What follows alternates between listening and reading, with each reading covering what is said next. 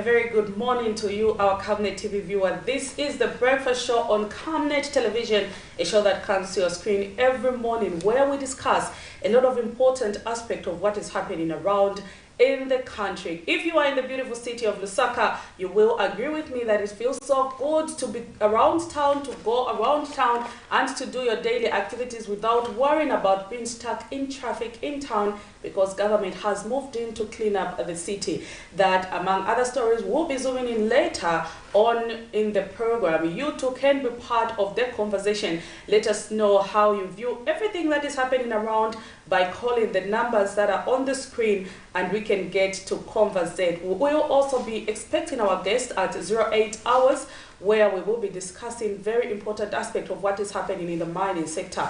You will agree with me that in the past 2 weeks we've hosted guests and we have been looking at the mining sector, and you might be wondering, why are we talking about this issue always? It is a very important issue. Mining is the backbone of Zambia. This is what gives Zambia forex, and we need to talk about it because we are losing huge sums of resources through the mining sector, through illegal mining. Those resources can actually be used to develop this country, provide desks for that school, for that child sitting on the floor. It can be used to help that woman who is unable to do activities through social cash transfer and other stuff. So this is why we will be discussing this topic between now and next month. Of course, for the next 2 months, we will be discussing this every Friday, because the Small Scale Miners Association have paid for this particular program where we highlight some of the happenings in the mining sector. You too can be part of the conversation, and what is interesting to know is that you too can be a miner. All you need is just a little bit of information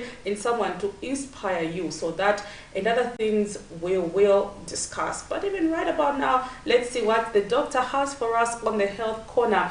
Remember, this segment, you too can be part of the conversation by sending us the topics that you'd like the doctor to cover. And when they come on Camnet TV, they will discuss those aspects and illnesses and how you would go about living a normal life, even if you have a particular condition. God says it's not yet over until He says it's over. So if you have that condition, there is a better way. You can still live a normal life. This is what this program is meant for. What is discussed on this program is not diagnosis, but it is just an advice of how you can go about your daily lives with some of the conditions that we live with. So let's see what the doctor has for us this morning.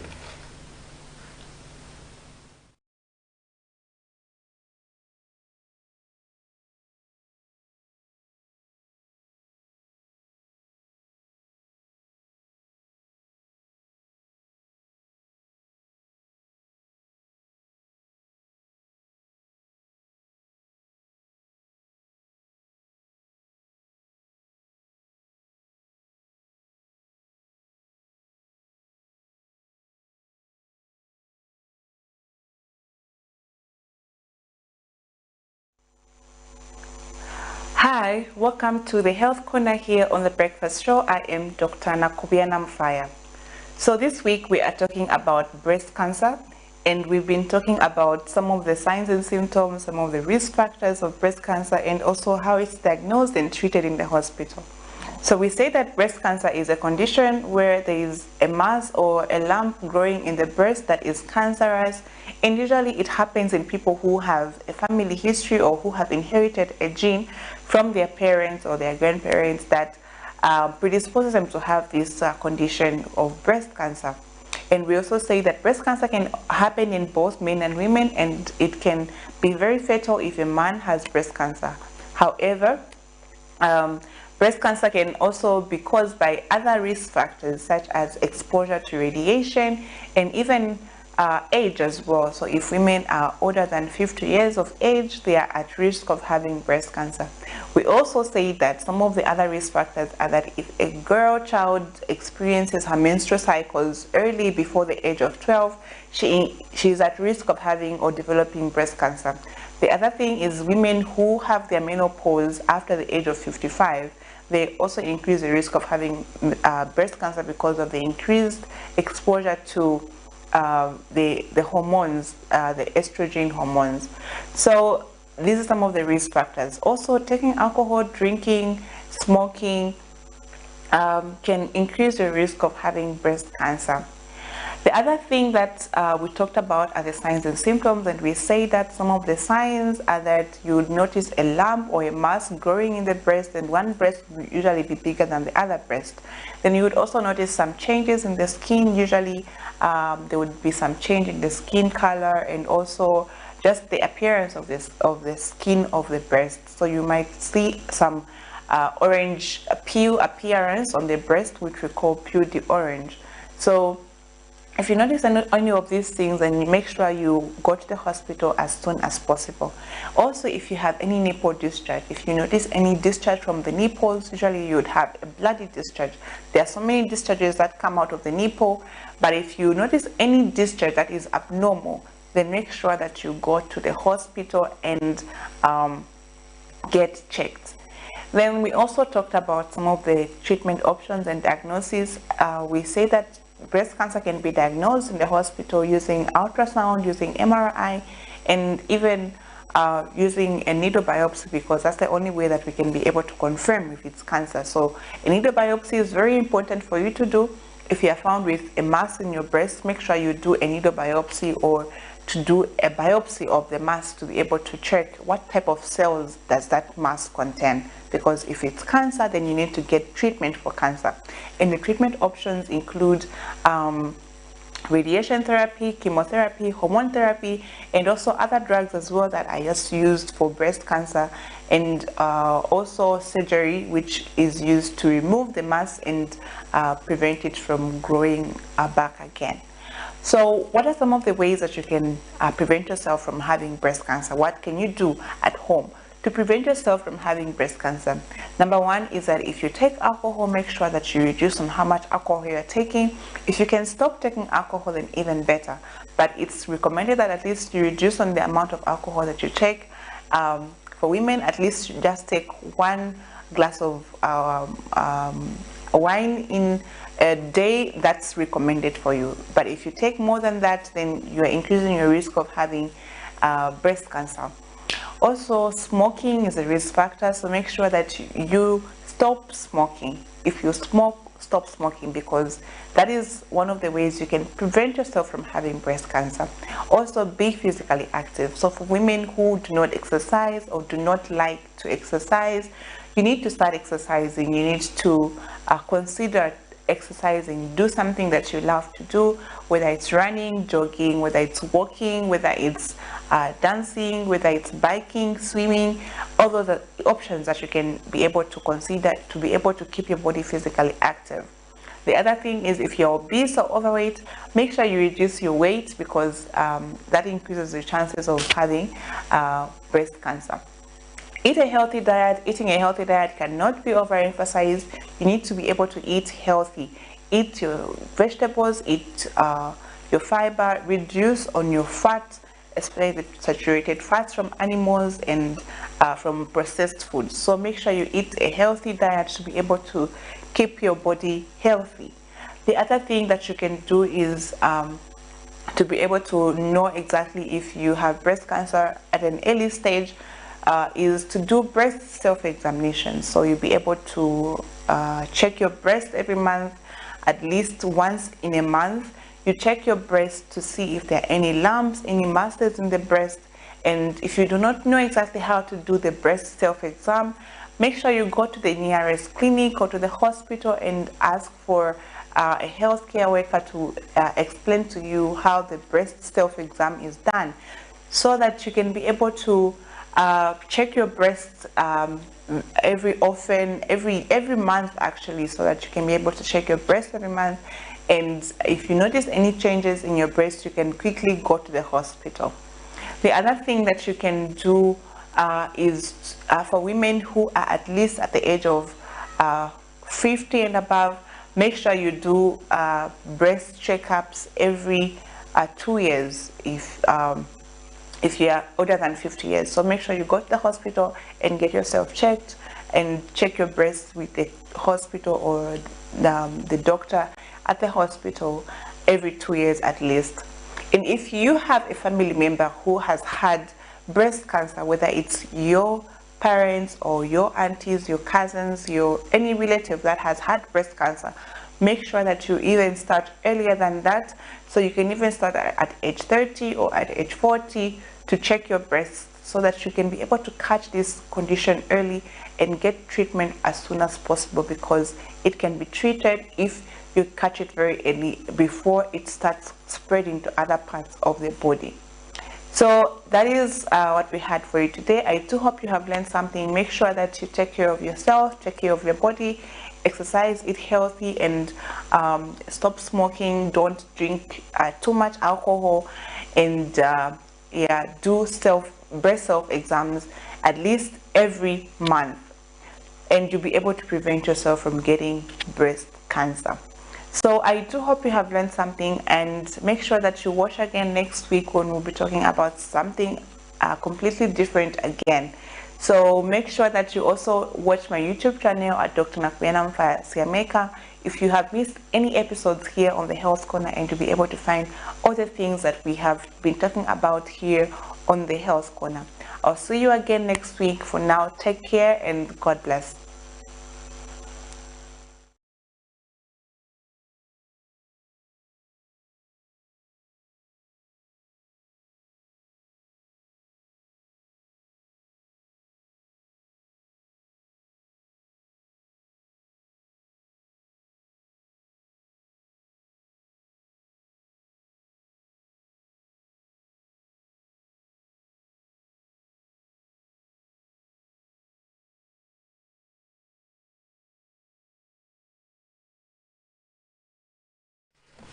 There you have it. That's what we could accommodate on the Health Corner this morning. Breast cancer, a very important topic there.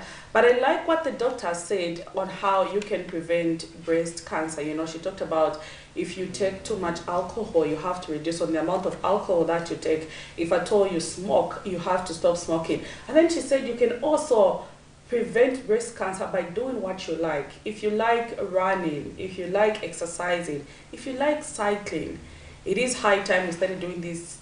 That way we can prevent breast cancer. This also reminds me of a story that I read somewhere. I can't remember exactly, but I read somewhere, or I watched somewhere, where a lady, I think it was on TV, I watched, was explaining that she had breast cancer. She was diagnosed with breast cancer.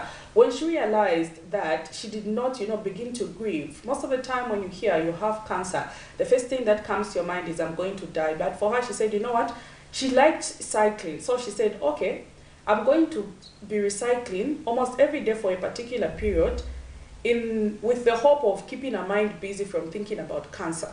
So what she would do, and this is an old person, what she would do is she would usually get on a bike and ride a bike for quite some time, for a long distance, and then come back. She used to do that almost on a regular basis. Before she realized it, the cancer was gone. She didn't even know where cancer went. When she went back to the hospital, she was told there were no signs of cancer. So you too can prevent. That's a story. I don't know about others. Maybe she prayed, she fasted, I don't know. But that's the story she gave. And I heard today, Dr. Mfaya just mentioned to say you can also prevent breast cancer by doing what you like, by exercising. So let us keep ourselves, busy. Let us exercise. If you love, maybe just working around in the garden, please do that. You know that sometimes if you keep your mind busy and focused on something, other parts of the body will ignore whatever is happening and focus on that. Our brains are actually magic. They work like magnet, where they attract the things that you usually think about. So feed yourself with positive thoughts.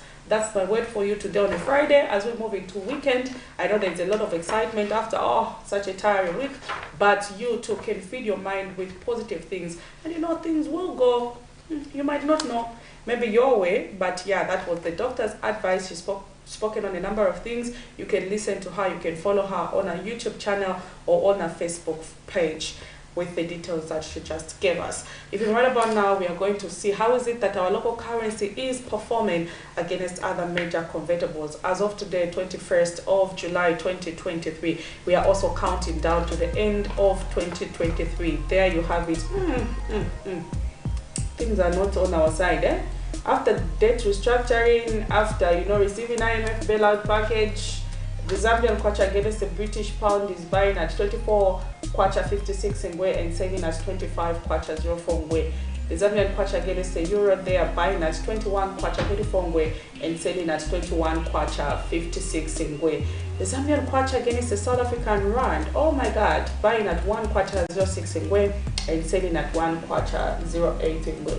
The Zambian kwacha against the United States dollar, they are buying at 19 kwacha 09 ngwe and selling at 19 kwacha 46 ngwe. That is the money market today, Friday, the 21st of July 2023 at 07:14 hours. Money market there. You can sponsor this particular segment if you are a banking institution or an institution that would like to also sponsor that particular segment. You can do that in our breakfast show. But you know, I'm just quite disappointed. I expected after the announcement by the IMF that they had released 188 million to the Zambian government. We have some dollars. We expected the kwacha to begin to perform better, but now it's even going further than we expect. You know, there's this debt restructuring issue that brought a lot of excitement. Then there is also 188 million that the IMF released to Zambia as the second consignment from 1.3 billion that we were given as, you know, a loan there. So we expected some change, but I'm quite disappointed. Hopefully today we can speak to an economist over why this is the case, and of course Ministry of Finance themselves, if we can get to one of them to just give us maybe a little explanation on why the kwacha is behaving like this.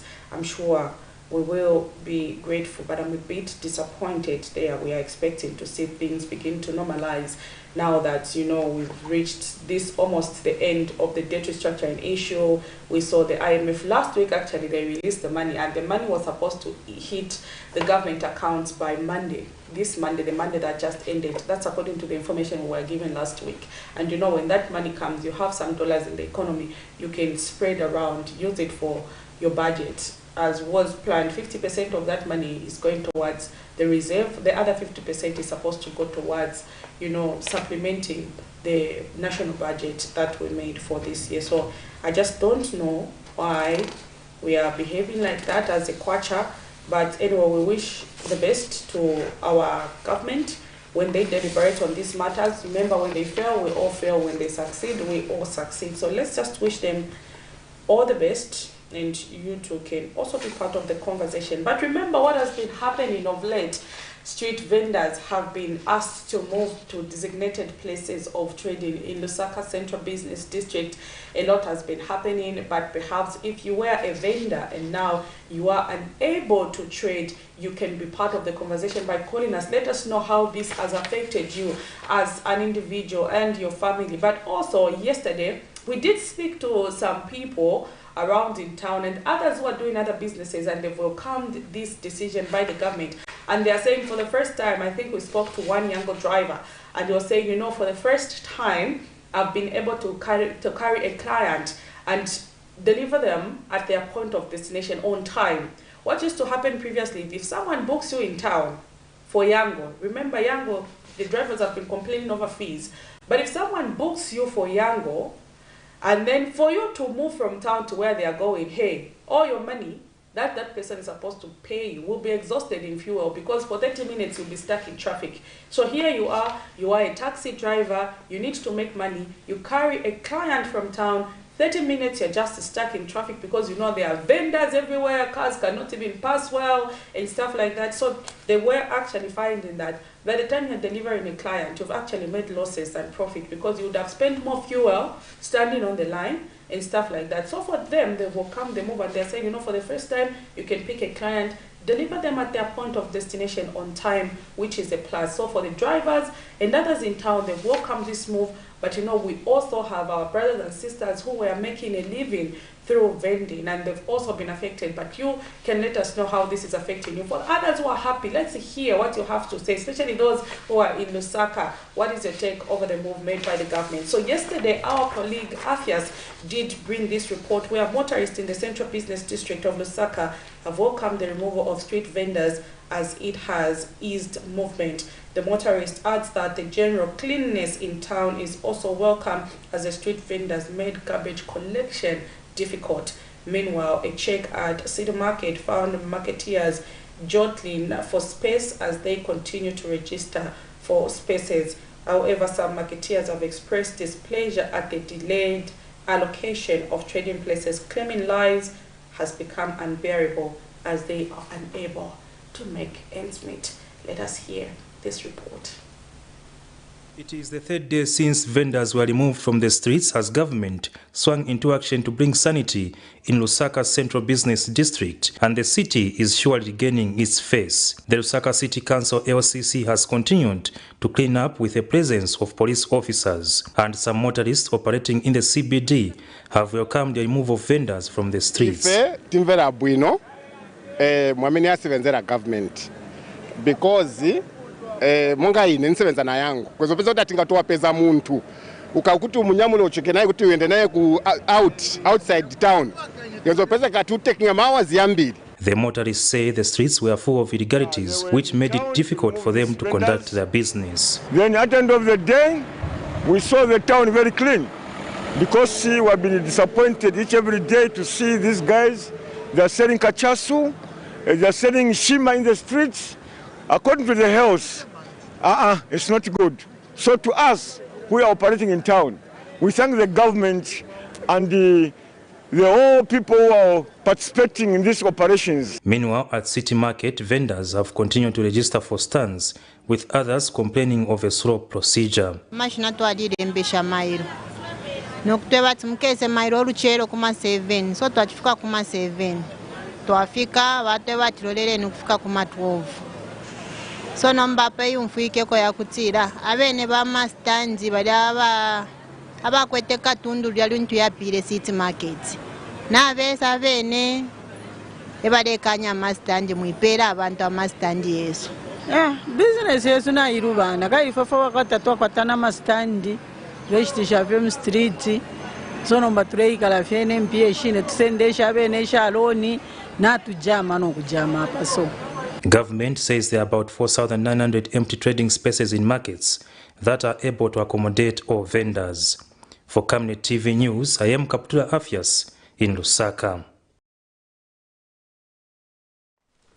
There you have it. I am smiling right now looking at how the central business district is looking. For the first time in a long time, we've seen Lusaka actually look like that, as clean as you saw it yesterday. And then also when we visited the town yesterday, we did see the Lusaka City Council collecting garbage.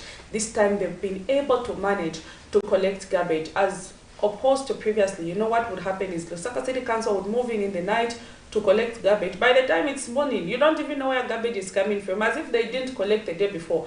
And sometimes they would collect in the morning, just go there around 13 hours. You wouldn't even know where the garbage was coming from. But yesterday we did see the Lusaka City Council making progress, removing garbage from the central business district. There were no vendors, the street was clean, it was open. If you're standing on the far end, you look to the far end there, as far as your eyes can see, you can see activity that was happening.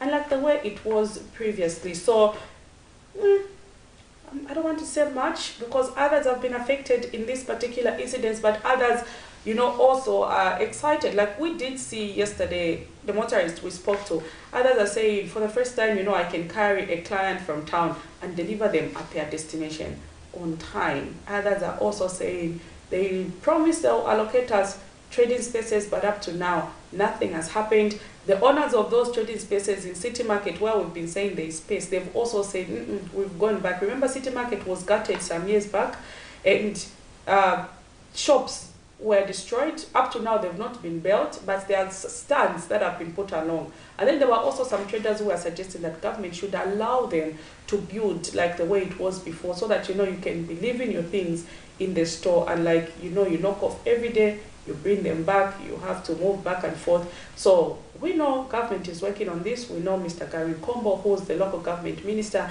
and his permanent secretaries, I know they are working really hard on this particular issue. And then also seeing Simon Mawalen market open. I'm sure if those two markets can be opened, we can have quite a number of vendors who can be absorbed in those. Maybe just a word of caution also to us as citizens, please let us do the right thing. When you go in town, go in the market and buy things from there. That way you will be encouraging the vendors to go in the markets because clients will be there. But if we keep buying from the street, we will be encouraging those who are in the market to come back on the street. So let's leave those on the street and let us buy where it is designated for us to buy. And trust me, we will be contributing to the development of the country. There's no way you can develop with what was happening in Lusaka, because whenever, diseases come, it was very difficult to prevent diseases. The outbreak of cholera, the outbreak of, now COVID, we've been having cases of typhoid because people were cooking anyhow in town.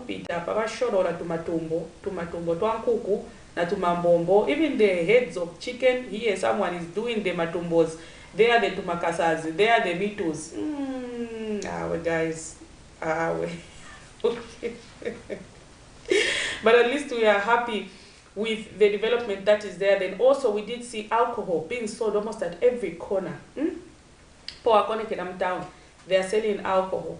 They don't even have licenses, but they're selling alcohol. You'll find a group of people seated to Padapakats where there are those tumapevas, they are taking alcohol. You'll find just by the corner of the shop, it has been turned into a toilet. Because, there are vendors, and vendors need to go to the toilet. Human body will require that you go to the toilet.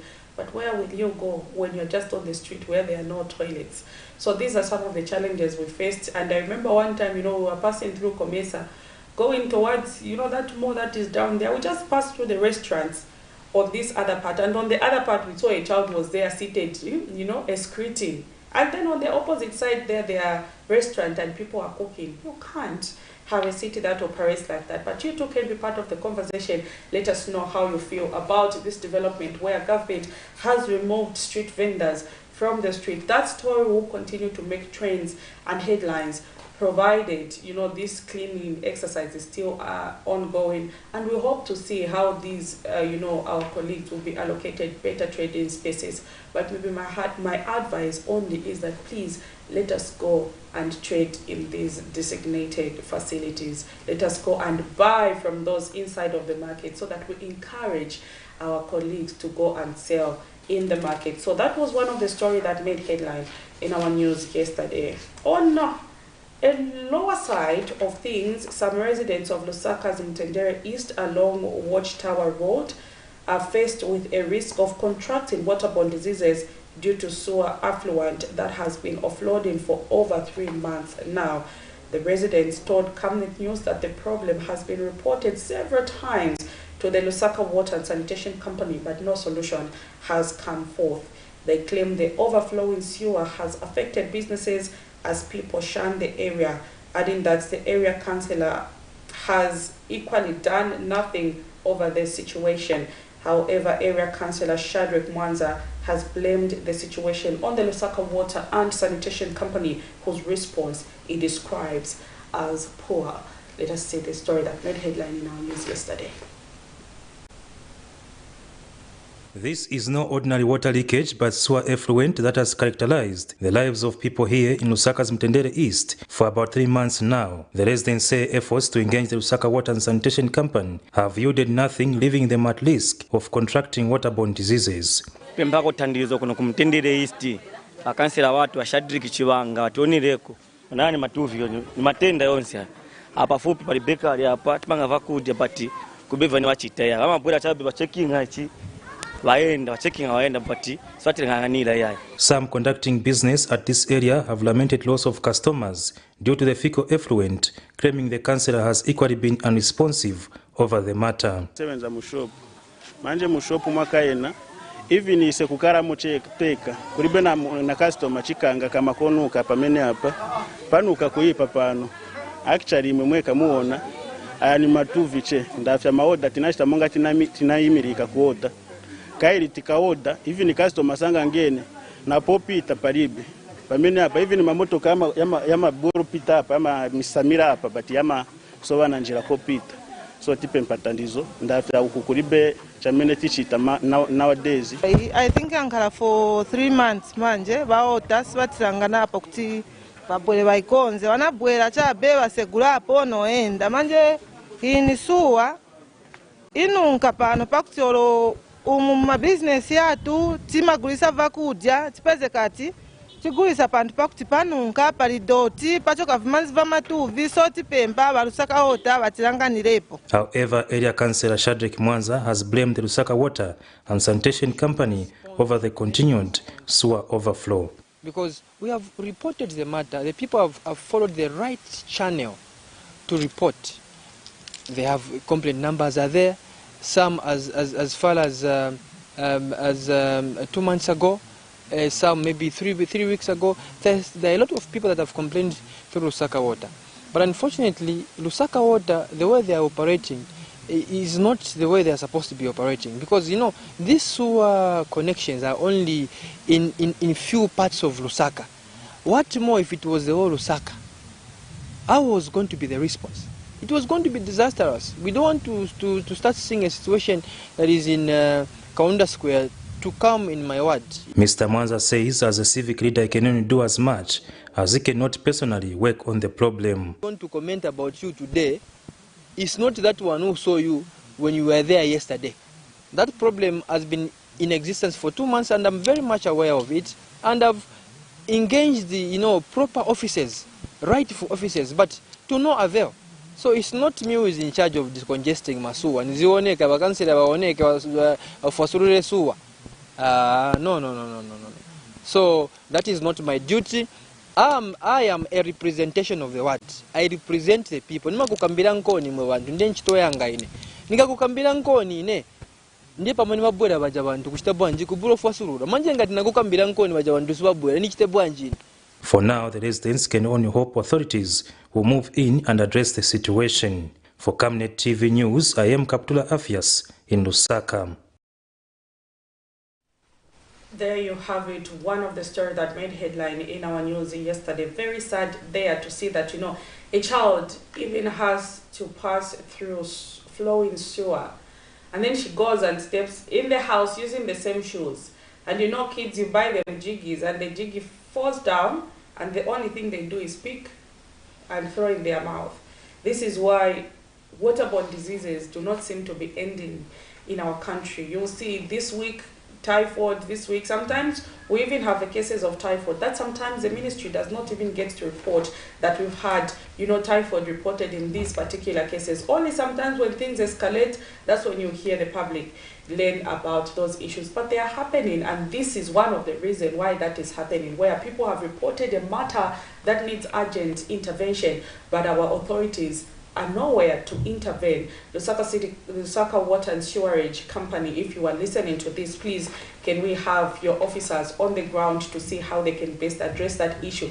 And what is saddening also is that where we have that sewer affluent, we do have shops that are selling food and, flies. This is like a ground for flies. Immediately they, move from the sewer, the first thing they'll think of is landing on the food that is being sold. Sometimes it's not that a fly would directly touch, the food. Sometimes even a plastic, remember bread, Kalos, Kains, Kachokapa, the sewer, it sits on the bread, and then you go, you buy, and you hold just where the flies were sitting, you hold that bread with your hands.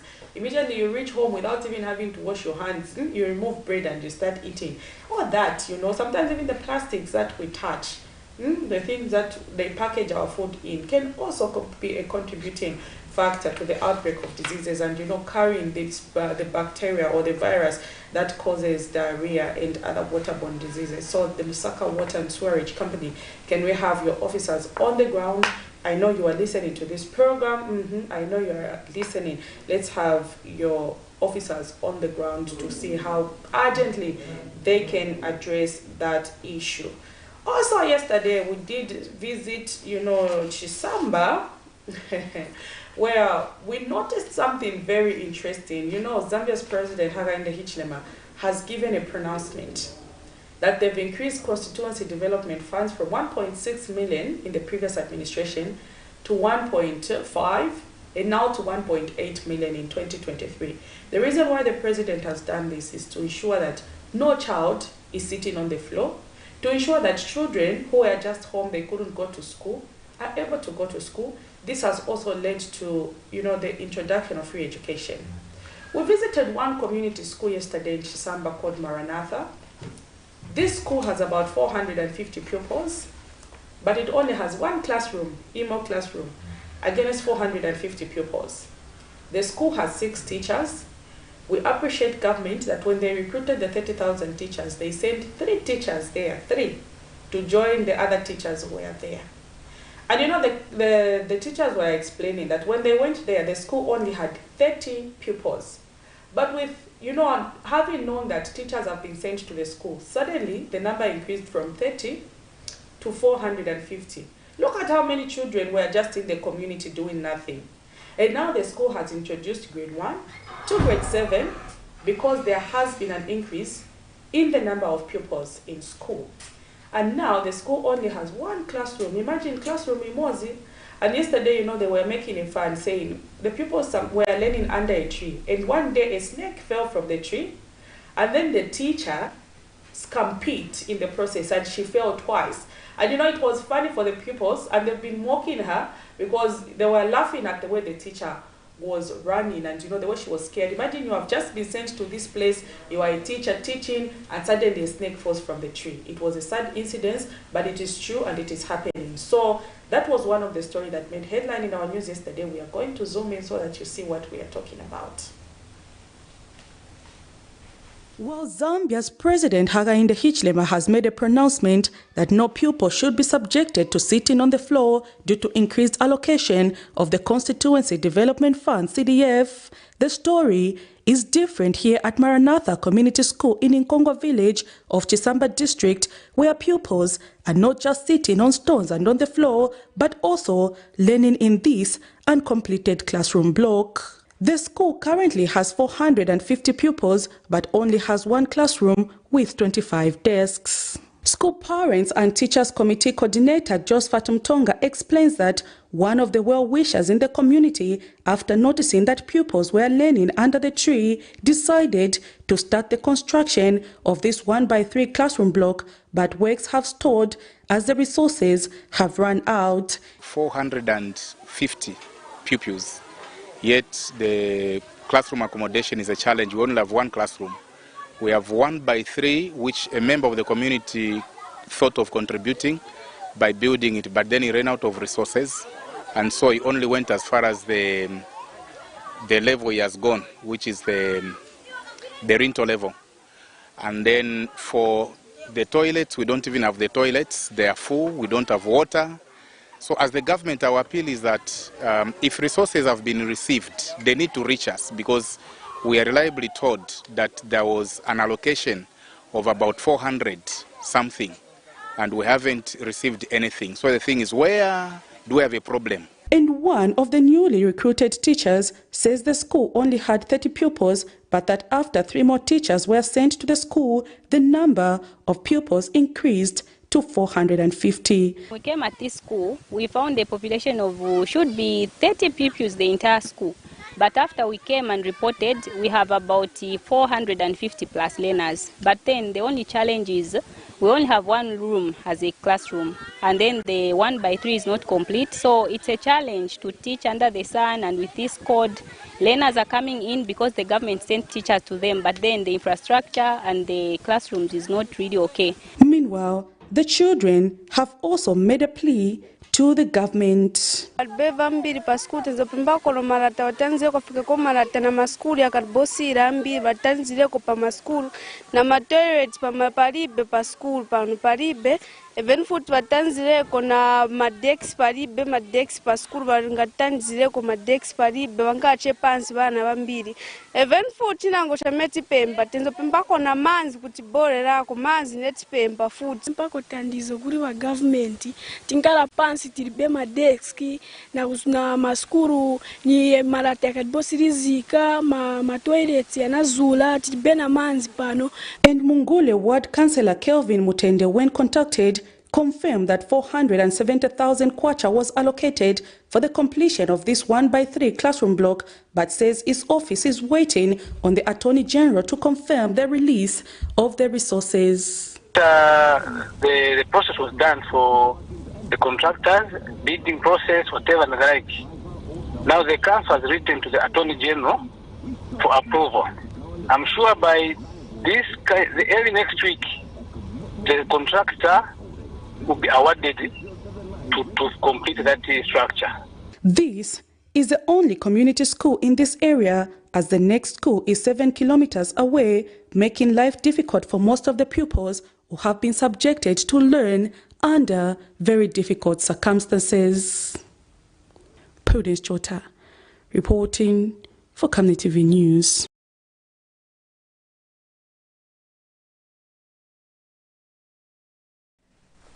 There you have it. That is the situation at Maranatha Community School in Chisamba. It is, located Chisamba in a village somewhere there, and that school only has one classroom. A well-wisher from the community, after seeing the challenges that the pupils were faced with, sacrificed part of his resources to say, okay, use my resources to at least construct a 1x3 classroom block.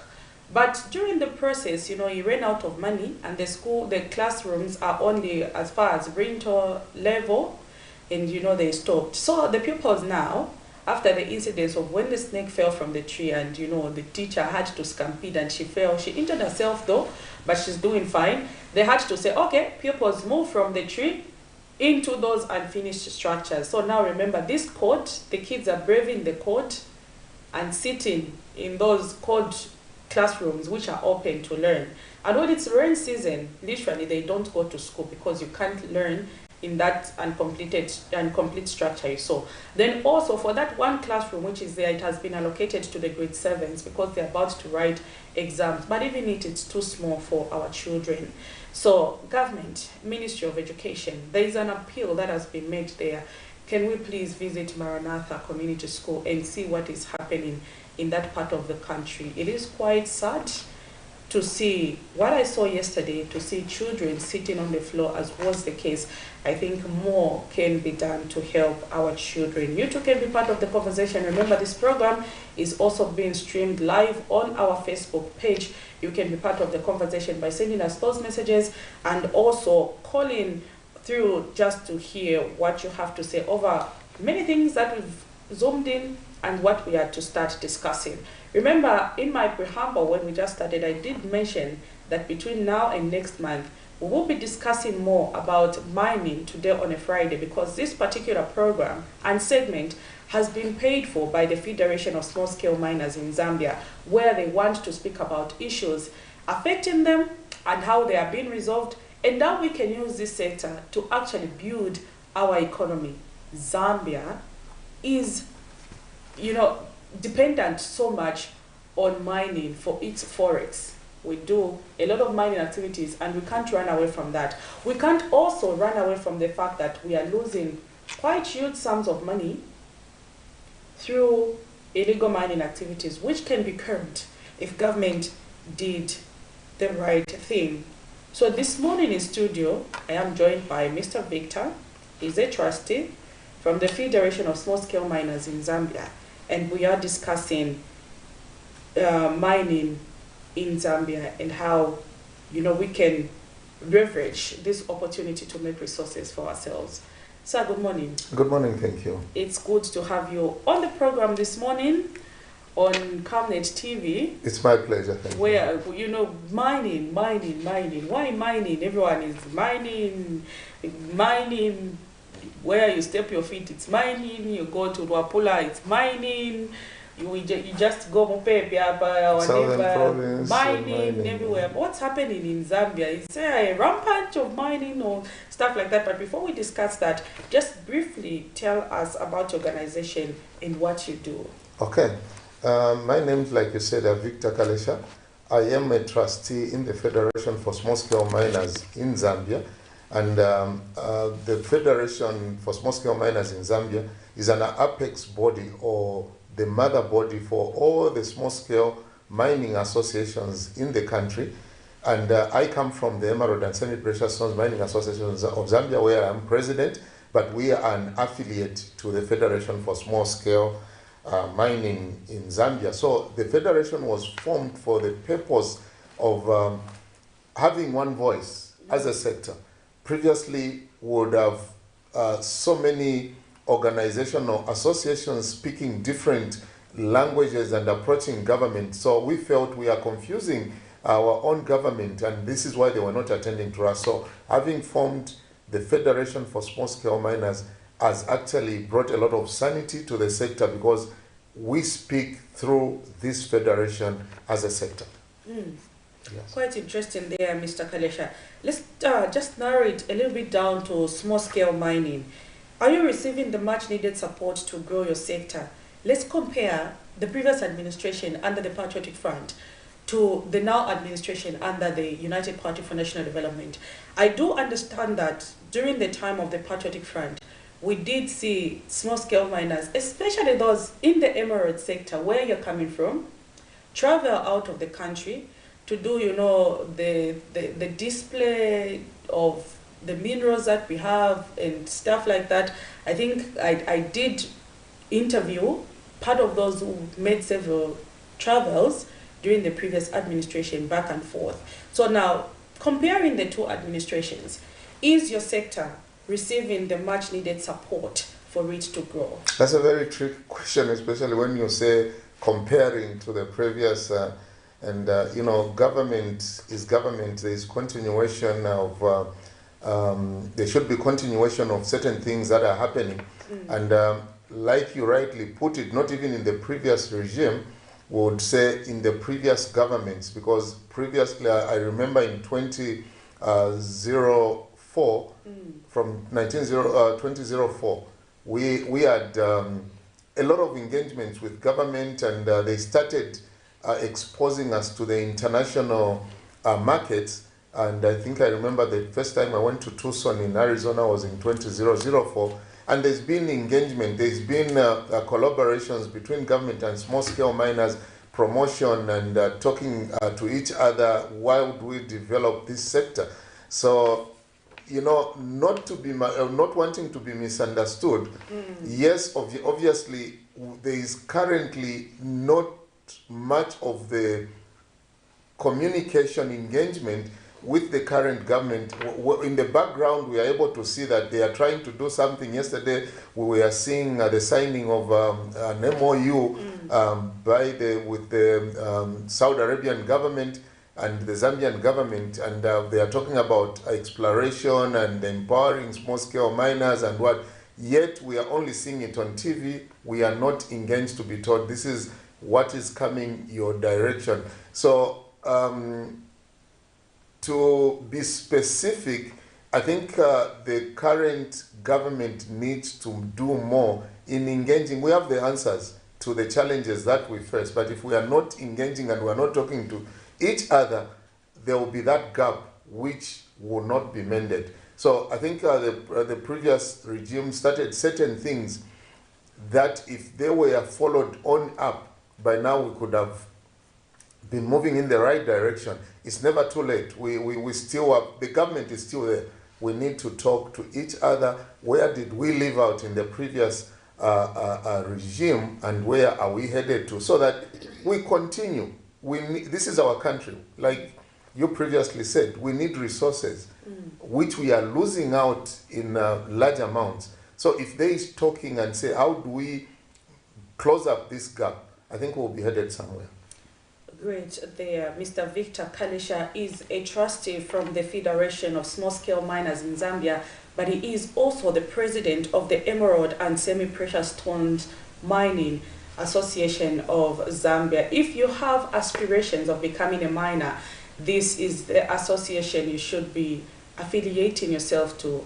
Mr. Kaleshi here is someone you can get to conversate with, and they'll give you the right information about this particular sector. I know, Mr. Kaleshi, there's been, you know, a lot of talks around mining is only for the elite. When we think of mining, we think only those who've got money can actually engage in, you know, mining. Let's talk about those who have no resources, Mr. Kalesha. How is it that they can engage in mining? Do you really have to have capital for you to start mining? Where do you start from if you want to engage? Thank you very much. I think that is very important. There's been a lot of misconception in terms of who goes into mining. You know, mining is a venture that we look at just one-sided of a coin. I want to bring it to your attention that mining is broad. We see these women in Alikinkata Road, men that are doing crushing of stones, the ones that are doing sand, and would say development minerals, that is mining. So the women that are doing that probably did not even start with a single coin of kwacha to start that. The only disadvantage that is there is that they don't take it as a business. And also, apart from not taking it as a business, it's unfortunate that some people take advantage of them. If you see the major buildings, we are seated in a building that was built by sand, stones that we buy from there, but you see that the person that breaks those stones does not get much from what they are laboring for, because the big guys come to buy them. And as an association, these are some of our members that we are saying, we have been teaching business management, we've been teaching mining methods, and asking them to say, can you try by all means to cut off the middleman and sell directly to the buyer? That comes in to the actual mining, the gemstones and the what. Even you yourself, if you want to venture into mining, you don't need to go and start looking for lots of money. If you may want to know, Zambia is one of those countries that has got very flexible conditions in terms of applying for a license, apart from a few nitty-gritties of the ZEMAs and the what. But the amounts that are involved are not much when you just want to get a license. So it's not for the elite, it's not for the rich. Mining should be for every meaning Zambian that understands. Let me give you an example. In many times, we've heard there's gold rush, there's this emerald what. The ones that have started are villagers. The only disadvantage that comes in is when they discover these minerals, we go and chase them out as illegals. Instead of empowering them and say, in other countries, you know very well that you read the books, you read the word, those are heroes. The ones who discovered the first emerald in Ilufwanyama in 1928, there is still history. Hiki and what discovered the first emerald at documented. Documented. When you go there, that's the first thing you'll be taught. If I ask you now as a journalist, who discovered the first deposit at Kasenseli, we don't even know where they are. Who discovered in the other areas in the emerald area? We know them, we see them. Very poor guys, but they discovered the emerald, some of the emeralds in Kajam, in the areas where we are at. So I think mining is for everyone. We just need to formalize, empower these people, the small-scale miners, the villagers, and the ones that are perceived from being poor. Because some of them may not even be educated, and mining does not need you really to be educated, unless maybe in terms of technical aspects. But in terms of discovering deposits, the ones that have discovered many, many minerals in this country are the poor, the villagers, and they're not well-to-do. So it's for everyone, not for, I think we'll discuss it further to expand it, because the issue of investors and what I've got a different view and we need to discuss it. I know, yeah, that is coming. Of course, Mr. Victor Kalesha is joining us in studio this morning. We are discussing mining. He is a trustee in the Federation of Small-Scale Miners, but also the president of the Emerald and the Semi-Precious Mining Association of Zambia. That is our topic this morning, and you too can be part of the conversation on our Facebook page. Keep those messages coming. A very important topic this is. That's why we've dedicated every Friday between this month and next month to be discussing this sector until we exhaust it. So when you tune in, you find this lady has got an agenda every week, mining. Yes, we need to get to the root of this, and the more we talk about it, the more we improve the sector. Let's talk about the challenges that your sector is faced with, Mr. Kalesha. The small-scale miners, what are some of the greatest challenges that you're facing? Yeah, I think the greatest challenges that we've been facing from time inception is lack of access to finance, and I'll expand it. You know, we need to wake up as a country. I don't know why we want always to celebrate multinationals. We have people coming in from foreign countries, like the Chinese. I'll just give our colleagues, the Chinese, good people. They've brought certain things, but they would come to Zambia, get a license at a very cheap price. I think it's about 900 or so. They get a license and rush back to China. There are banks in China which will give them loans to come back here and mining. In Zambia, I'm sorry to say, we have no single bank that supports miners. I would just say small-scale miners. Because if you are a small-scale miner, you need to have access to finance. Currently, we've been listening from government about, the CEC fund, and they say, no, there is money that you can access. But, you know, on paper, it's saying you are able to access money. But the conditionalities that are attached to the monies before you get them, it's like they are telling you, here's the money, but don't get any closer. So I think we need to flex conditionalities so that we empower our people to go into this mining industry. So access to finance. Secondly, inadequate geological information. Because, you know, in this country, this is why you are hearing, we have the discoveries of these stones here because we have not done the mapping, the geological mapping. They'll go and give you a license and tell you this is an area of interest you applied for, we have granted you a license with no geological information at all. They want you as a small-scale miner, poor guy, get an artisanal small-scale license to go and start. Where do you get the money from? This is why you've seen a lot of people are selling these tenements they get and they go and sell it. So lack of geological information in other countries. I'll give you an example of Mozambique. Mozambique, before you apply for a license, you go to apply, they know what is there, and sometimes they would even help you to give certain geological information. So that when you just go, you spend a bit just trying to start mining. So lack of geological access to finance, adequate geological information, lack of access to mining equipment, and you know, we have other countries, like I said, these are things that I'm saying which we need. If we did that and we start doing that, we will see the small-scale mining sector being improved. We should have companies, government giving an enabling environment. We've got relationships with China. We are not saying government should give us money. I understand government has no money to start giving every industry, but create an enabling environment. Maybe in these trips that they go to China and the MMOs that were signed, let's have equipment where we go into agreements with these people. They give us the equipment, we produce, government is involved, they get their taxes, we pay back those loans, but they should be an enabling environment. Government speaks on our behalf. China, can you bring all these excavators and dump trucks? Our people will pay through the minerals. Are the minerals there? Yes, they are there. Here we are, we have minerals, like you said, wherever you step.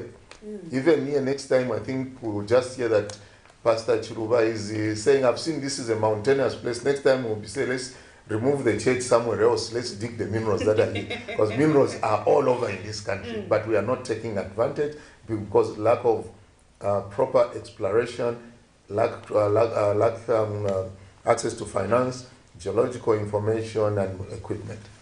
So those are the challenges that we really face as small-scale miners. We do hear, you know, we have this geological department at the Ministry of Mines and Minerals Development, and before you get a license, you know, there's a process of ZEMA. Then there's also a process of you going to the Ministry of Mines where you have to, of course, ferry the geologist yourself to go with them to a place where you want to mine, and they do the surveying. Would you say that particular process is quite, you know, expensive for an ordinary person who just finds minerals?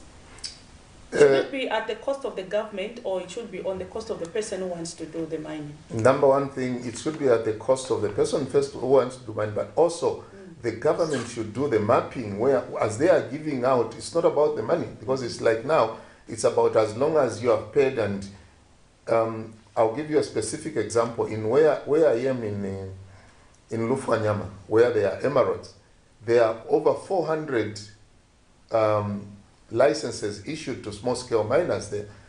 But out of the 400, if we were to do the mapping, we'll find that only less than 200 are viable. I'll give you an example. You've seen how cassava grows. Your cassava down there, when you are digging, you'll find a big cassava here, a small cassava there. There are some places where there is nothing. So that's how the veins move. So if they give you next to where you have removed the cassava, here there is nothing, it means there will be nothing. You'll never find anything. So it should be also at the expense of government. First, before you give out, it's better you tell a person, where we are giving you, we've done, where you are expressing interest, we are not going to give you because there is nothing. It's better we give this one who has got the vein passing through. So it's at the expense of government. And then afterwards, because when they give me and they've proved that there is mineralization there, it's now up to me to prove at what levels am I going to find production. Because I've already been helped to say this is a potential mine, go ahead and do your further explorations for production. This lack of mapping, has it been the contributing factor to why we lose huge sums of resources through the minerals? I ask in this question because let's talk about just a little bit of sugilite. I know we'll come to that, but I'm just giving it as an example. You know, we've now just realized that it is a byproduct of where there is manganese. So where they are mining manganese, there is a probability that there is sugilite there. And when someone comes to get a license, because government has no information, they'll say there is manganese here and they'll only give you a mining license for manganese. And when you're mining, in the government's mind, you're mining manganese. But in the actual sense, you're also going out with one of the most expensive metals on the market, which is sugilite. So would you say this lack of mapping exercised by the government has also been a contributing factor as to why now we are discovering that minerals in the country have been rooted without us even knowing that sugilite here has been going out of the country? Exactly. Yeah. Lack of defining the mineral resource that we have in this country has actually contributed a lot to losing out in terms of the revenue. I don't want to believe that this sugilite thing has only been discovered now. There could have been some people that might have discovered, and they've been taking quietly and silently previously. I usually like to refer, I think I was old enough to remember Chama cha Komboka. If you heard the president, Chama cha Komboka. I know, my father used to call me Chama cha Komboka. I don't know why he used to do that. An educated man, but very intelligent. And he used to say, there is minerals, there is gold, there is vast minerals in Northwestern Province, dotted all over Northwestern Province. And people were laughing at him. I remember those days, black and white TV we are watching, and people are laughing. Chama cha Komboka, they looked at him as a confused person. No development in the Northwestern Province. What is happening now? Like he said, every area of Northwestern Province has got minerals. So the lack of proper exploration, we could have known that we lose out because it's common knowledge that when they even discovered the mines, they started mining in Kalumbila, in where the only thing they were declaring was copper. No one was declaring gold until it was discovered. I don't know what they are doing about it now. We've lost out so much gold because then the only thing that was being declared was copper, Lufanyama. The only thing that government has documented and put in their database is emerald. But I want to tell you that in Lufanyama there are tourmalines, green tourmalines, there is amethyst, there is all sorts of minerals that you are able to find there. Recently we had a show in Ndola, the African gemstone jewelry exhibition, where people came from different countries. I was displaying the rocks that come from my mine, and this guy comes, touches them and tests them, and he says, there is not only amethyst or emerald, there are other minerals as well that we need to test for. And he started mentioning minerals that could be there. So I think lack of exploration allows has allowed for the loss of much revenue in the country. So we need to invest into that. I'm happy we were seeing that MOU, and let's see to what extent was it signed for. Who is it the beneficiaries? Because eventually you'll just see it's still benefiting the multinationals. But I think this is one thing that we need to talk about. I know you will get to there. We'll talk about it, the investors, the what, and see how best we can utilize our mineral resources as a country. Mr. Victor Kalesha is the president for the Emerald and Semi-Precious Mining Association of Zambia, and is also the trustee of the Federation of Small-Scale Miners. This morning we are discussing mining in the country. Very important topic, and if you are hearing to his submissions, this is very important for us to discuss this morning. Quite interesting. I'm learning a lot, and the more I talk about this issue, Mr. Kalesha, the more I feel like I'm becoming a miner. Very soon I might just be the next big thing in Zambia, owning the biggest mine. You are becoming a public relations manager for the Federation for Small-Scale Miners. Of course. Precious minerals. Let's talk about this. How is the market locally, and comparing it to externally? When we talk about precious minerals, how is the consumption here in our country, and how is it outside there? You know, market for minerals in Zambia, or even generally in Africa, is very, very open. Apart from that, obviously the Western world has taken advantage. They know that these people, they probably look at us as not being serious, and they probably surely look at us as people that don't have the understanding. The market is vast. I know that Zambia currently is the #1 exporter of emeralds to the international market. Wow. Okay? And the Zambian emeralds are the most sought for in the world. But yet, we are only exporting, we are the #1, but we are only exporting 30% of the emeralds to the international market. The 30% only mined by 2 multinational companies, okay? And the 400 plus dormant. The market is there. Just last week, we were, like I was talking about the Africa Gemstone, the launch of the African Gemstone jewelry and exhibition in Ndola. We had African countries come to exhibit, Zambians exhibiting the little that they had. Everybody that came was coming to ask for specific minerals, emeralds, and what. We didn't have enough. Reason is that we have no production. Otherwise, the market is vast, the market is there, both locally and internationally. If we have the production and we have the product, anybody that needs will still come for it. This is why there's been an argument on the auctioning. No, when we auction outside, it's better because we find if I'm starving and you have food at your house, you always find me to be your visitor because I want to eat something from you. So the market is quite all right. What we lack is production. We don't have enough production. And this is why we are talking about lack of access to finance, lack of access to geological information, lack of access to equipment. Because if we have that, my sister, we are not going to fail even if we were given loans in terms of equipment, operating capital. It's something that we will never fail to pay because the market is open, the market is there. Everybody is looking for Zambian minerals or African minerals, because I want to speak now as an African. I understand where we are missing out as Africa because we do things separately. We want to do things together now that we are waking up so that we take our minerals to that international community to gain something as a continent, as a country.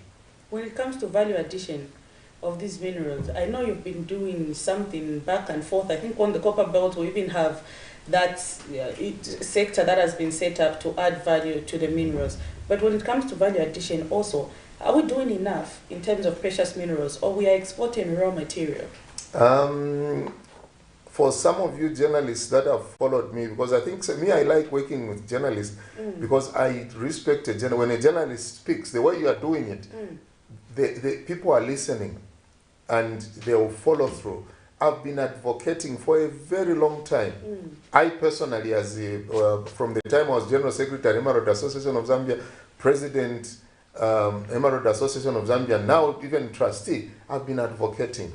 Is it possible that government should put in place certain statutory instruments that will compel every multinational local miner that is mining in this country, when they produce, a certain percentage should remain in this country for value addition?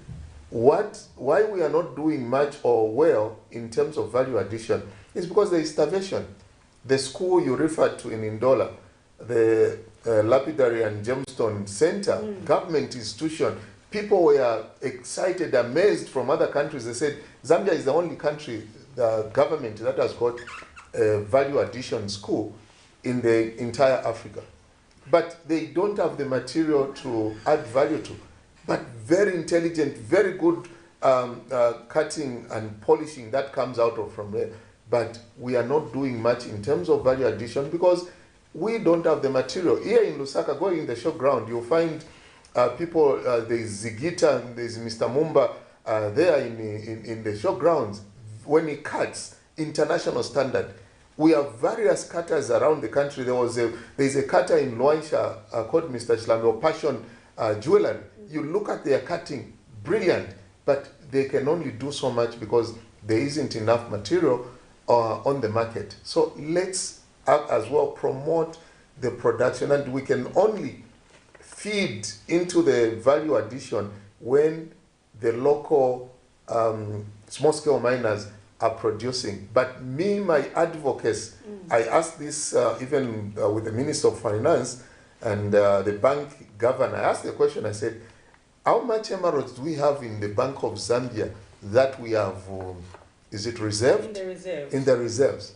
There is nothing. Can you imagine emerald discovered in Zambia from 1928 to date? We don't have a single reserve in the Bank of Zambia, which our grandchildren, your children, will come and say, our parents, we have reserved, we are going to change. This is why we are in this kind of debt, because if we were reserving some of these things, we would be able to say, okay, fine, part of it will pay with this 1 kg of emerald.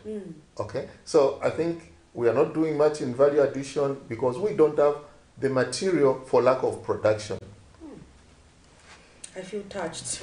A lot has to be done in the sector, indeed. Mr. Kalesha, we are discussing this morning mining in Zambia, a very important aspect going forward. We will be doing more of these engagements to ensure that our voices are heard when it comes to small-scale miners. When it comes to help, what kind of help does the small-scale miners need from government in order for them to grow their sector? You know, government is a mother, is a parent to all of us. Our major complaint as small-scale miners has been that many times government, and when we say government, we are not saying the UPN government, we are talking about even the previous governments, it's government, like I put it myself, from UNIP to date, they are governments. The only problem I see with governments is we like plowing or investing into consumption industries instead of investing into productive ventures, you know? Let me just hold your thought. I think we have a caller. Hello, good morning. Hello, good morning. Hello, can you hear me?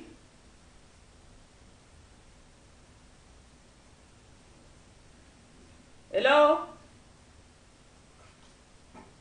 I don't know why we are unable to hear our caller, but if you want to make a contribution, please, you can do so. Hello, good morning.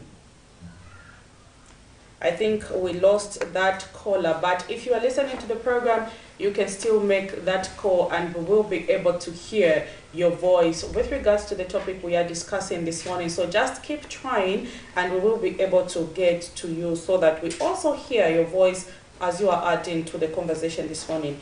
Yes, we were talking about the kind of help that the sector needs, Yes. Mr. Kalesha. And I was giving an example that other sectors receive help. Because even agriculture, you've seen the fertilizer, the what they've been receiving for years. For years. And we've seen people getting grants. The previous regime, Let me just hold your thoughts. Apologies for that. Hello, good morning. Yes, good morning. Good morning, sir. You are through to Camnet TV to the program. Tell us your name, where you're calling us from, and you can go ahead with your contribution. Yes, my name is George Jerry. Mr. Jerry. Yes, I'm calling from Kitwe. It's good to know Kitwe is tuned in this morning. Yeah, I'm listening. Yes, please. With a lot of interest, rather. Yeah, because the depth of the sector of the mining has been grossly been neglected. So I was trying to find out from Mr. Kalesha, do we have exploration or geological certification that can quantify the amount of reserve that we have for gemstones like emeralds that we can use as a springboard of engaging financial institutions to support a local miners, or rather small-scale miners? Because I feel without any geological certification or quantification of the minerals, the financial institutions will be reluctant to go into that. And the other thing, how far have you gone as the Federation to advocate for taxes that could promote productivity, as you say? Because you have people structures such as a school in Indola, but it's expensive to produce emeralds because of the taxes. Then it will be difficult even to attend what we are envisaging to do in this precious metal or precious minerals. So how far have you gone on those two questions? Okay. I'd like to have a feedback. Okay, sure. Mr. George Jerry, thank you so much. Yeah. You're most welcome. Sure. Thank you. So thank you so much, George. Yeah. The first one is: do we have enough geological information for us to engage the lending institutions? We have a couple of miners that have gone out of the way because we understand that sometimes when you are engaging the bank, you need to have certain documents like a bankable document, a geological report, adequate geological report is a bankable document. We have had people that have gone out of the way, they've done that, and yet still when they go to the banks, they still want them to give certain sureties apart from that bankable document. I gave an example of our colleagues that come into this country to get, most of them that we've seen mining into this country, multinationals, it's not that they've used their own money. They go to banks outside the country and take that bankable document, and they are able to be given resources. We've had the entire banking sector in this country invited to the emerald sector, take them around and show them what we do, and some of them even on the pit producing what they would call a bankable document. And you will see the bank manager telling you there is a lot of uncertainties in emerald mining, so it's unless you put up also security. They want you to put up a security of your house other than the deposits that you are showing them, and so. Mr. Kadisha, let me just hold your thought. Let's pick up this other call as well. Hello, good morning. Yes, good morning. Good morning. How are you? Fine, thank you, sir. You are through to Camnet TV. Tell us your name, where you're calling us from, and you can go ahead with your contribution. Yes, I'm calling from the Good morning. Good morning, thank you. Okay, sir. Yes. Can I go ahead with your... Yes, please. Okay, yeah. I just wanted to talk about the bank petition part. Yes, I'm a catcher. I'm a government catcher. Now, I want to do something about more special about what we are not after, because we see, you know, the gadget mining, about gadget mining, it's been there for years. Okay? Yes, but when they introduced the Jackson, the president in Ghana, I was there. First time one day in Jackson school, we were the students to the Okay. But looking at the system, the Jackson sector, we got new kind of issues. That's not yet exploited. There are no jobs, no money, no equipment. So I want to talk about that. The government is planning and also power. The laws, we can set up our own institutions. But if we help them, because we can have that itself. We have one criminal job, there's a lot of them. What do you know? What do you different? What do you estimate? There are so many jobs. The government is just not doing anything. How will the government come in and help us with that, more especially in the so right now, my thing is that I'm just going to make it thing, you know, just making homemade things, just to come up with something that just help myself. I see how I can contribute to the government. Even in job creation, because I'm not like nothing. I can even to send up. So your line is quite bad.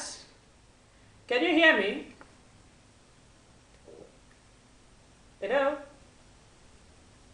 Okay, we had to cut the call. Your line was pretty bad, but from what I got, I think I got what he was trying to say. He's trying to say is gemstone cutter. He cuts gemstone. When that school was introduced in Ndola, he was actually among the first students who were trained.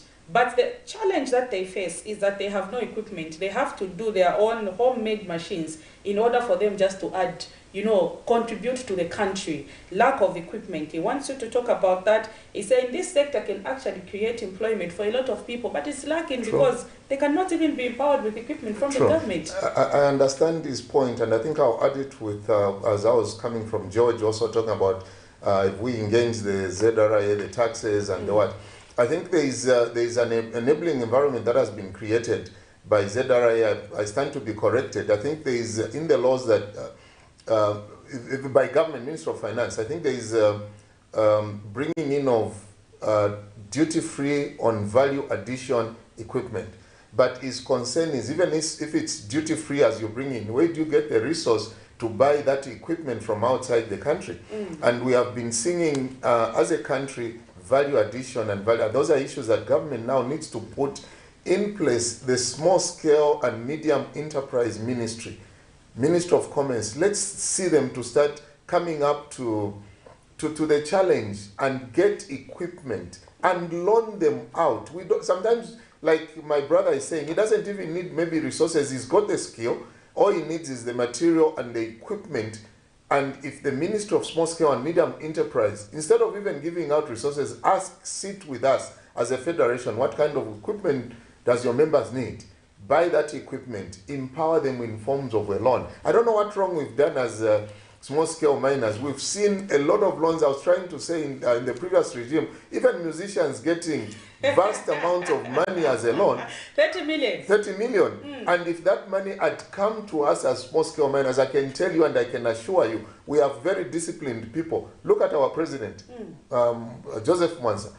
Is man of integrity, I am a person who is also a clergy, and we cannot allow our members to abuse which will promote our sector. So I think these are issues that we need to discuss with government. Can they hear us? What is it that we want that will promote this industry? Put up 2 excavators in every region, mining region, and use it as a pilot project. Are we able to achieve anything out of that other than just putting us in the back? I think those are genuine concerns, and as a federation, we are very keen. This is why you are putting up these programs. We want to sit and see that government eventually hears us. We need production, we need value addition. Next year we'll be holding another African gemstone and jewelry exhibition as a country.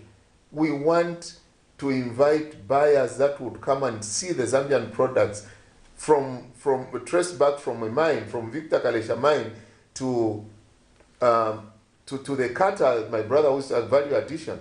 That's what we want. But government needs please to hear us and sit us down, engage us.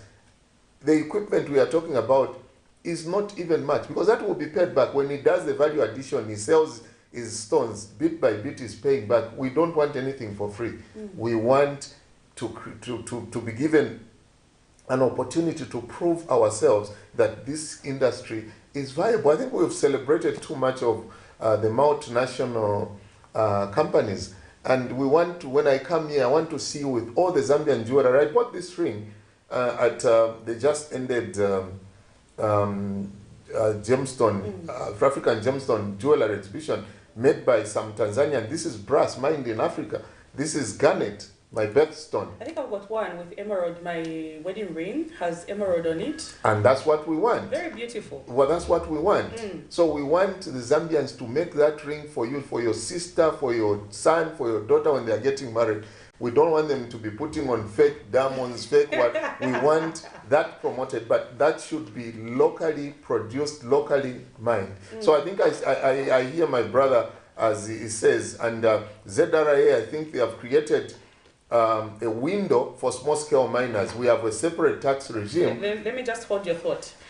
Hello, good morning. Good morning. Good morning, sir. You are through to the program. Please tell us your name and where you are calling us from. My name is Jaramimba, calling from Luansha. It's good to know Luansha is tuned in this morning. Mr. Jaramimba, please go ahead with your contribution. Good morning, my elder. Good morning, Mr. Jaramimba. Thank you so much. Yes, big man. Big man, I have a concern. My concern is this. The so-called organized miners who are backed by the government. I want to believe they are the criminals that have been stealing our wealth, because their impact cannot be felt by the common citizenry on the ground. Whereas the benefits, economic benefits to the citizens immediately in the gemstone can only be felt when they are being mined by the so-called illegal miners. Why is it so? Thank you. Thank you so much, Mr. Ngaramimba, for that contribution. Jaramimba. Jaramimba. Yeah. Okay, thank you so much for that contribution. Yeah, you know, true to your word, like I've been alluding to, I usually don't like seeming like we are fighting investors or multinational operators in the country. But my concern is we neglect our own and pay much more attention to the multinationals. But also, having said so, I would want to call upon the Zambians. Let's take a challenge. Let's partner together. Let's get organized. We have what it takes. There is a brother talking about, he's a cutter, he's been trained. Here I am as a miner. We have our public relations director here. You know, so we have what it takes. Let's join together. Let's not shun away from this mining industry. You know, in Zambia, we are proud to have money in the bank. You are talking about the large chunks of money that you have in the bank that you are not even using for anything. Instead of coming, have it multiplied, put it into the production sector. Then we'll start competing. We'll be competitors with the multinationals. You know, if we really want to get any benefit from our mineral resource, unless we rise up to the occasion. And I want to put it on record that as a federation, we do not allow or we do not entertain people being called illegal miners. They are artisanal small-scale miners. You cannot be an illegal in your own country. The only thing that we need to do, us as a federation, we've been identifying people where they are mining, and we tell them, can you get formalized? Okay, the many times that they have failed to do that is because they can't go and prepare this 100-page Zema report. We had a meeting with Mr. Joseph Mwantha, South Zema, where we told them, can you do a simple template where a villager comes and calls the son and say, what are they asking for here? Name, where and what, and you put up that template and what they want to do, so that they, and then bring it to the Ministry of Mines. The Ministry of Mines also flex the conditionalities, gets an artisanal small-scale mining. Then we bring in life in that community, in that village in Lufuanyama, Shibuchinga. We bring in sanity in Eastern Province, because people are mining and getting the resource. This issue of always every resource that is discovered, investor. As for me, it's something that I'm 250% against. I was even coming to that. I'm just looking at time and I'm telling myself this has been a wonderful discussion, because we are running out of time, and we still have next week where we can continue with the conversation. But maybe in your concluding remarks, let's talk about a little bit just about sugilite. This metal, I was just checking on the price on the international market, and I was like, wow. You know, a gram of sugilite on the international market, depending on what quality it is, fetches between $5 US to $65 US. Just $5 US to 65 per grams. But if you look at a gram is about 1,000 of a kilogram. So now got a 5 kg of sugilite. If you are selling it even at a 50 kwacha, or even at the 5 kwacha, $5, let me lower it to $5, just for a 50 kilogram, or for a 5 kilogram, pardon me, or a 1 kg, which is going at just 5 kwacha. So 100 grams will give you $500. So 1 kg would give you about, is it 5,000? Of course, dollars, yeah. Yes, that's what, because yeah, per gram is $5 to $65. It's between that. And I'm like, what? You mean this is how expensive this metal is? This now just popped up the question on my mind. We've had copper mines that are now being owned by, majority of foreigners. We've had even the emerald sector, where the ones who are producing the majority are the foreigners. Let's talk about gold. We discovered gold, and we had to first go and look for partners to come, like what happened in Northwestern Province. And now it brings me to sugilite, and I'm now thinking, this sector, should we leave it for the local, or should we allow investors to come in and take over? Because when they come in, we hear words like they come in with expertise and equipment. So when it comes to sugilite, do you think we should maybe just leave it for the locals, or should we allow partners to come in this particular sector as well? I am a follower of Camnet TV, and my father, our spiritual father, Pastor Chiluba, he usually refers to, who cursed us? Are we cursed that, common knowledge, we give away what is in our plate. You have the food and you give it away to the neighbor's house other than having your children eat. We discovered the sugilite. You've heard what has been happening. Many people arrested, many people, monies that have been, figures that have been mentioned. You're already mentioning figures. What do we need an investor for? Because it's something that the locals, I want to tell you now and confess with you that we don't, to mine that deposit, if we are able to define it well, you don't even need much equipment. You probably need one excavator and maybe a dump truck or two, and mine that. If there are no Zambians that, the people that have been arrested, or people that have been alluded to that, they have been mining using their own equipment.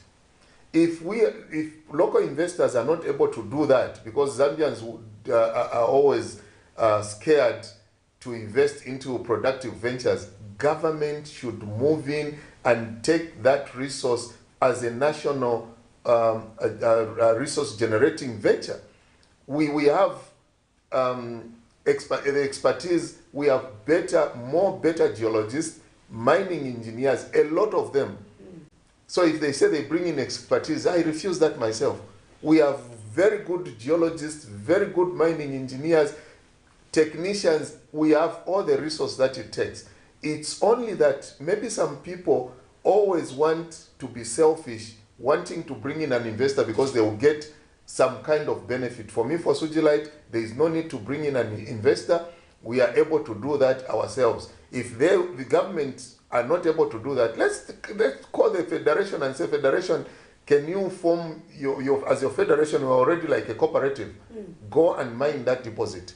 I can take it as a challenge. we are not going to fail to do that. So this issue of everything that you find, discover, investor, we are just, it's like we celebrate being deprived. One of the brothers says they are stealing, those that come to steal with us, the multinational companies. I don't think they even come to steal. We give them on a silver platter. What kind of people are we? I think in this generation or in this government, we want to see things change. Can we support the local people to emerge as competitors to the multinationals so that we feel that much of the resources are remaining in the country rather than being externalized? Is there jealousy of one another? Maybe if perhaps Mr. Kalesha here becomes a millionaire due to mining, they might become so powerful that they'll begin to challenge our politicians. Is there maybe a fear of our own local people succeeding? We would rather see someone from outside succeed than our own people. Are there such fears in us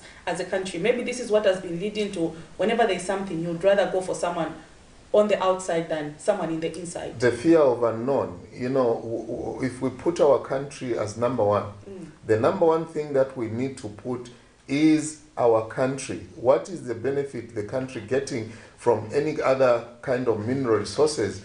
You know, that's why even when you are making certain decisions as a country involving stakeholders so that they put in their thought, what is it that can make this thrive?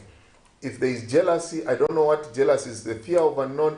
Politicians are politicians, businessmen are businessmen, you know. So like miners, we are interested in the mining, not to go and challenge any politician. This is why, you know, we also allow that when politicians get into the office and they find there is rush of sudolite and what, they want to take advantage of that. But if you allow a businessman, a miner, small scale, emerge from zero and rise up to a certain level, they get the resources. Even when they get into politics, they are not going to steal from the nation because they have grown to understand that you need to labor before you get there.